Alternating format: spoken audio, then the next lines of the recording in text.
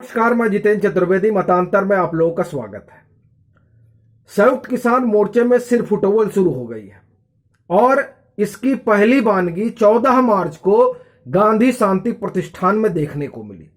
गांधी शांति प्रतिष्ठान दिल्ली में, और अगर आप दिल्ली से वाकिफ हैं तो आप जब आईटीओ चौराहे से जो भाजपा का नया दफ्तर बना है दीनदयाल उपाध्याय मार्ग पर, उसकी ओर बढ़ेंगे तो मुश्किल से 200-300 या 400 मीटर आप आगे आएंगे तो बाएं हाथ गांधी शांति प्रतिष्ठान है।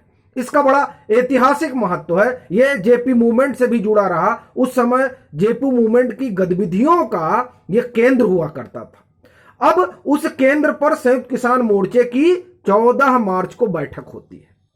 उस बैठक में क्या क्या होता है उस पर हम लोग बात करेंगे, लेकिन असल में यह जानना जरूरी है कि बैठक बुलाई क्यों गई थी।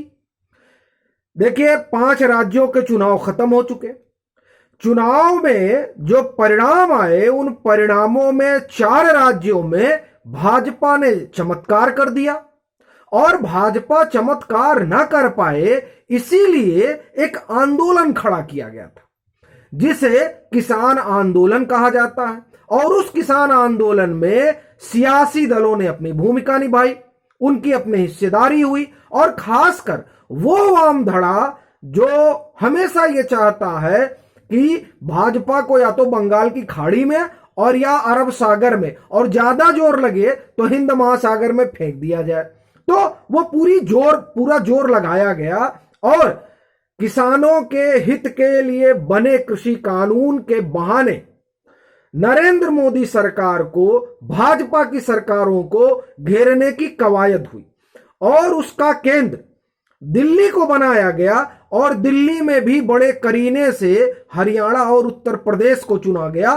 पंजाब में तो उस तरह का कोई वजूद कभी भाजपा का रहा नहीं। तो इन जगहों को चुना गया और यहां से मोमेंटम बनाया गया।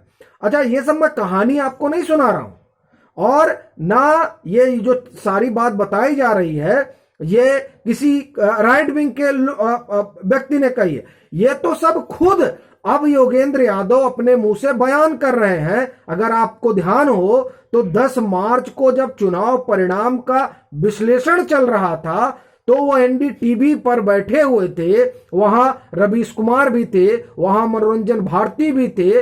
उन लोगों के सामने और भी कई पैनल में लोग थे। उन लोगों के सामने योगेंद्र यादव ने कहा कि देखिए, हम लोगों ने तो जमीन तैयार की। अब कौन सी जमीन तैयार की भैया?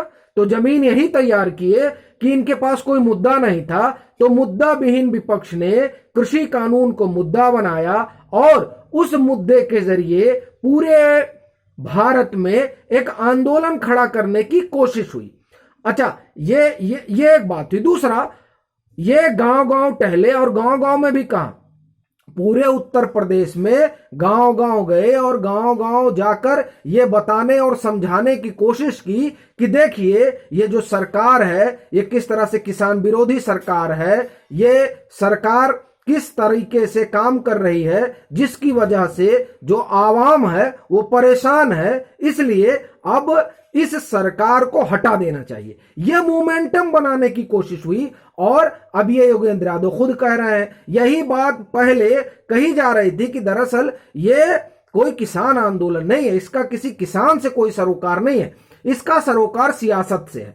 और ये बात वैसे भी जब किसान आंदोलन खत्म हुआ, या मैं यूं कहूं जब कृषि कानून वापस ले लिया गया केंद्र सरकार के द्वारा, तब जब चुनाव आसन्न आ गया, तब न्यूज 24 पर अनुराधा प्रसाद के साथ जो सुखबीर सिंह बादल का इंटरव्यू हुआ, उस इंटरव्यू में वो ये कहते हैं कि काडर हमारा लौट आया। यही बात जयंत चौधरी पर भी लागू होती है।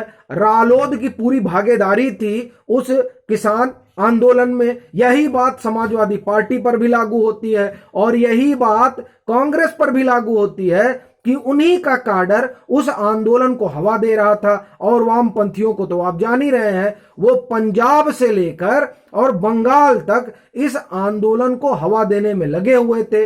और उस पर तुर्रा कि राकेश टिकैत को तो ये लगा था कि जिस तरह से हमने पश्चिम बंगाल में सब उलट दिया, उसी तरह का उलट पुलट हम जो है 5 राज्यों के जो चुनाव हो रहे हैं वहां भी कर लेंगे। लेकिन उसका हासिल क्या हुआ?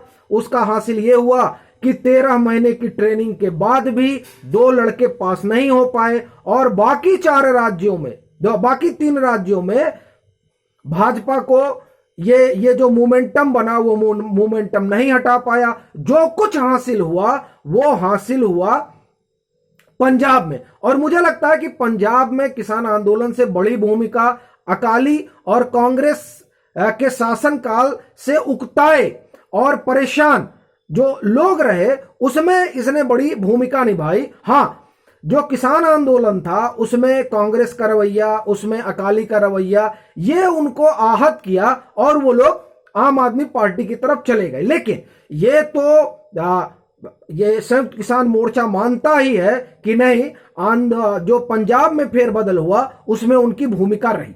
अच्छा, ये तमाम जो पृष्ठभूमि तैयार हुई, उस पृष्ठभूमि में 2 बातें हुई। एक तो भाजपा को हटा देना है, उसके लिए समूचा विपक्ष जो है किसान आंदोलन और पूरा बंधक बना लिया गया दिल्ली को, ये तमाम बातें हुई। और दूसरा, ये जो लोग आंदोलन कर रहे थे उसमें से 2 लोगों ने पार्टी बना ली, ये चढ़ूनी साहब और जो है बलबीर सिंह राजेवाल, इन लोगों ने पार्टी बना ली। अच्छा, जब इन लोगों ने पार्टी बना ली तो संयुक्त किसान मोर्चा ने इनसे जो है दूरी बना ली। और अब जब चुनाव हुए और चुनाव के जो नतीजे आए वो नतीजे एकदम उलट रहे। जो मोमेंटम बनाया था किसान आंदोलन ने, सो कॉल्ड किसान आंदोलन ने, उस मोमेंटम के उलट जब नतीजे आए और उन नतीजों पर जब विमर्श करने के लिए गांधी शांति प्रतिष्ठान में संयुक्त किसान मोर्चा की बैठक हुई तो वहां पर यह बड़ा घमासान रहा कि आप लोग ने पहली बात तो पार्टी क्यों बनाई। जब आप लोगों से कहा गया था कि नहीं, हम लोगों को इस सियासत में हिस्सेदारी नहीं लेनी है, तो आपने हिस्सेदारी क्यों ली? असल में यह सवाल हिस्सेदारी का नहीं, असल में यह सवाल उस खीज का है जिस खीज की वजह से भाजपा 4 राज्यों में नहीं हट पाई। असली नाराजगी उस बात को लेकर थी। अब उस पर सिर्फ फुटौल वहां खूब हुई और कहा तो यहां तक जा रहा है कि योगेंद्र यादव, दर्शन पाल सिंह और वो हन्ना, इन लोगों ने अलग गांधी शांति प्रतिष्ठान में बैठक की और उधर अतुल अंजान तो भयानक नाराज हो गए थे। तो ये तमाम चीजें, मतलब 2 गुट हो गए वहां पर। एक गुट ने अलग बैठक की और एक गुट ने अलग बैठक की, और जो बाकी वहां कार्यकर्ता थे वो असमंजस की स्थिति में आ गए कि साहब अब किया क्या जाए। अच्छा, एक चीज बड़ी दिलचस्प बात है कि ये पहली बार नहीं हुआ है। अगर आपको पिछले साल का नवंबर याद हो तो अक्टूबर या नवंबर का महीना था हमको लग रहा है, या संभवतः सितंबर की बात है, सितंबर की बात है ये। चूंकि अक्टूबर नवंबर आते आते तो ये कानून वापस हो गया था। सितंबर की बात है जब संयुक्त किसान मोर्चा की बैठक होती है, उस समय दिल्ली को घेर कर ये लोग बैठे थे और वहां पर भी इसी तरह की सरफुटोवल हुई थी। तब कहा जा रहा था कि चढ़ूनी का धड़ा और टिकैत के धड़े में आपस में भिड़ंत हो गई थी। और वैसे भी संयुक्त किसान मोर्चे का जो मतभेद है वो मतभेद समय समय पर उभरता रहा, और इसे लेकर तमाम जो विश्लेषक हैं वो ये मानते हैं कि असल में जिस तरीके से राकेश टिकैत और योगेंद्र यादव ने, और बाद में फिर आप बलबीर सिंह राजेवाल को भी जोड़ लीजिए और फिर आप गुरनाम सिंह चुड़ूनी को भी जोड़ लीजिए, इन लोगों ने जो इस किसान आंदोलन का राजनीतिकरण किया, उस राजनीतिकरण ने इस आंदोलन को बड़ा नुकसान पहुंचाया। और सिर्फ नुकसान ही नहीं पहुंचाया, असल में आंदोलन की जो विश्वसनीयता है, जो क्रेडिबिलिटी है, उस पर सवालिया निशान खड़ा किया।